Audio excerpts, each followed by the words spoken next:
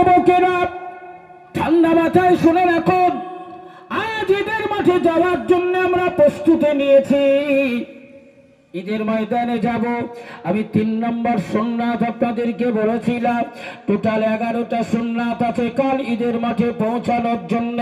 ঈদের মাঠে পৌঁছানো পর্যন্ত আর ওখান থেকে ফিরে আসা পর্যন্ত 11টা সুন্নাত যদি পালন করা যায়, আমার প্রিয় হাবিব জানালেন এই 11টা সুন্নাত পালন করে ঈদের ময়দানে যারা যাবে এবং ফিরে আসবে, আমার আল্লাহ পাকের পক্ষ থেকে তাদেরকেই তো আমার আল্লাহ সফলতার উচ্চ শিখরে প্রশাসন দান করে, তাদেরকেই তো কামিয়াবিদের দলভুক্ত করে আল্লাহর জান্নাতি ঘোষণা করা হবে।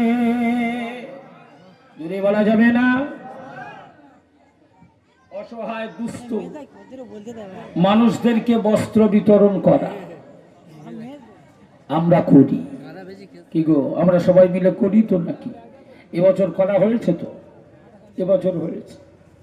আচ্ছা বলো তো বাবা, আমার ছেলেটাকে, আমার মেয়েটাকে, এখন নতুন একটা কি জামা উঠেছে, পাকিস্তানি জামা, পাকিস্তানি না, পাকিস্তানি জামা, সবাই ভোট তুলেছে পাকিস্তানি জামা দেবে। আমার মেয়েটাও নিয়েছে একটা পাকিস্তানি জামা। আচ্ছা, আমার মেয়েটার যদি পাকিস্তানি জামা আমি দিই, তা আমার প্রতিবেশী গরিব অসহায় দুস্থ বাপ হারা মা হারা এতিম বাচ্চাটার একটা হিন্দুস্তানি জামা কি দেওয়া যায় না? হ্যাঁ, আমার বাড়িতে আমি আনন্দ উৎসব করে ঈদের মাঠে যাব, আর আমার পাশের বাড়ির ছেলেটা ডুকরে পড়ে কাঁদবে, ধুলায় গোড়াগড়ি দেবে, আমার ঈদ হবে তো? কথা বলেন, ঈদ মানে কি? ঈদ মানে কি? শুধু আনন্দ? ঈদ মানে খুশি, ঈদ মানে উৎসব। ঈদের দুটো মানে, দুটো ব্যাখ্যা করা হয়েছে। একটা মানে হলো আনন্দ, একটা মানে হলো খুশি, একটা মানে হলো উৎসব, একটা মানে হলো আনন্দে উৎফুল্লিত হওয়া, আনন্দ শেয়ার করে নেওয়া, ভাগ করে নেওয়া। আর একটা মানে হলো ঈদ ও ঈদ, এর থেকে এসেছে। আর একটা মানে হলো বারবার ফিরে আসা। ঈদের দুটো মানে, একটা মানে হলো উৎসব, আর একটা মানে হলো বারবার ফিরে আসা। এই ঈদ বছরে দুবার আমাদের কাছে বারবার ফিরে আসে না, আসে না? তো সেই ঈদ আপনার পাশের বাড়ির ছেলেটা ধুলায় লুটাচ্ছে, আর আপনি আপনার নাতিটার হাত ধরে ঈদের মাঠে গেলেন, আপনার ওই ঈদ আল্লাহর কাছে গ্রহণযোগ্য হবে না, ওই শিয়ার গ্রহণযোগ্য হবে না। আপনার ছেলেটার ডান হাত ধরেছেন, প্রতিবেশী গরিব অসহায় এতিম বাচ্চাটার বাম হাত ধরে আপনার ছেলের হাসির সঙ্গে তার হাসিটা মিলিয়ে যদি ঈদের মাঠে আপনি পৌঁছে দিতে পারেন, তাহলে ওটা হবে আপনার জন্য অরিজিনাল খুশি আর ঈদ। জোরে বলুন সুবহানাল্লাহ। তাই কুমিরমারির দুস্থ গরিব অসহায়, আমরা সবাই নিজেরা গরিব হলেও আমরা চেষ্টা করি প্রতি বছর গরিবদের ঘরে কিছু বস্ত্র পরিধান করানো, বস্ত্রহীনদের বস্ত্র দেওয়া। আবার আমি গতকাল আমাদের দাহারানিতে যে চাঁদ রাত হয়, ওতে বস্ত্র বিতরণ হয়েছে গতকাল, আমি নিজে থেকে সব বিতরণ করেছি। ওখানে আমি বলেছি, অনেকেই আছে এই রোজার শেষের দিকে বস্ত্র বিতরণের হিদিক পড়ে, একজন এক এক দিনে 2-5 জায়গায় নাম লিখিয়ে দিয়ে আসে। 20টা 30টা করে বস্ত্র এক একটা বাড়িতে এক একজন ধরে নিয়ে আসে, নিয়ে এসে ঈদের 1 দিন 2 দিন পরে ওই কাপড়গুলো আবার দোকানে গিয়ে বিক্রি করে দেয়। এরকম ঘটনা ঘটে না? ঘটে না? অনেকেই আছে।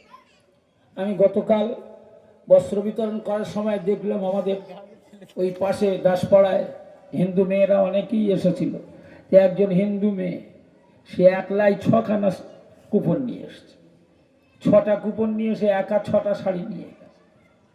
আমি জিজ্ঞেস করছিলাম, হ্যাঁ রে, কেমন করে কুপন দিলি তোরা? একজন 6টা পায় কি করে, আর একজন 8টা পায় কি করে? এরও কিছু রহস্য আছে।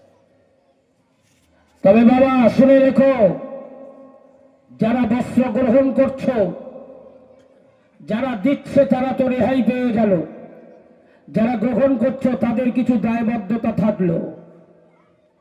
ওই বস্ত্র তুমি যদি দুদিন পরে বিক্রি করে দাও, তুমি তো 9-6 করে বিক্রি করবে, সঠিক মূল্য তো পাবে না, সঠিক দাম তো তোমায় কোনো দোকানদার কোনো কাস্টমার দেবে না। তুমি 200 টাকার মাল 100 টাকায় বিক্রি করবে, এর জন্য তুমি দায়বদ্ধ থাকবে, হাসরের মাঠে তোমায় জবাব দিতে হবে। এর উপযুক্ত নির্দেশ হলো, তোমার বাড়িতে 2টো বস্ত্র হলে তোমার পার হয়ে যায়, তুমি 10টা বস্ত্র পেয়েছো, ওটা বিক্রি করার অনুমতি নেই তোমার। তোমার প্রতিবেশী এলাকাবাসী, তোমার আত্মীয় স্বজন, তাদের মধ্যে যদি কেউ গরিব থাকে তাহলে তাদের মধ্যে বন্টন করে দাও, তাদের মধ্যে বন্টন করে দাও। ইসলামটাকে আমার আল্লাহ কঠিন করে নাই, ইসলামটাকে সহজ করে দিয়েছে। আমরা নিজেরাই কঠিন বানাই। ইসলাম হলো অত্যন্ত সহজ। আমার মতো কিছু ভেকধারী মৌলবি আছে, মাইকে মুখ লাগিয়ে বারে বারে আমাদেরকে সাবধান আর সতর্ক করে বলে, বাবা ইসলাম এত সহজ নয়। এরম ভাষা শোনা যায় না? যায় না? অনেক মৌলবীরা বক্তারা বলে না, বাবা ইসলাম এত সহজ নয়। আমি তো মনে করি ওই মৌলবীর ছাগল চড়ানো উচিত। ও পড়াশোনা করেনি, ও 2 দিন মাদ্রাসায় গিয়ে ধোঁকাবাজি করে বাড়ি চলে এসছে, এসে লোক ঠকাচ্ছে। কারণ পবিত্র কোরআনে আমার আল্লাহ বলেছেন, আমি ইসলামটাকে সহজ করে দিয়েছি। আমার আল্লাহ যেখানে সহজ করে দিয়েছেন, আমি মৌলবীর হিম্মত হলো কোথার থেকে সেই ইসলামটাকে কঠিন করে দিই? হ্যাঁ, আপনি ইসলামের হয়তো ওই হর্ষইটাই চেনেন না, যার জন্য ইসলামটাকে সাধারণ মানুষের কাছে কঠিন করে দাও। আমার আল্লাহ ইসলাম সহজ করে দিয়ে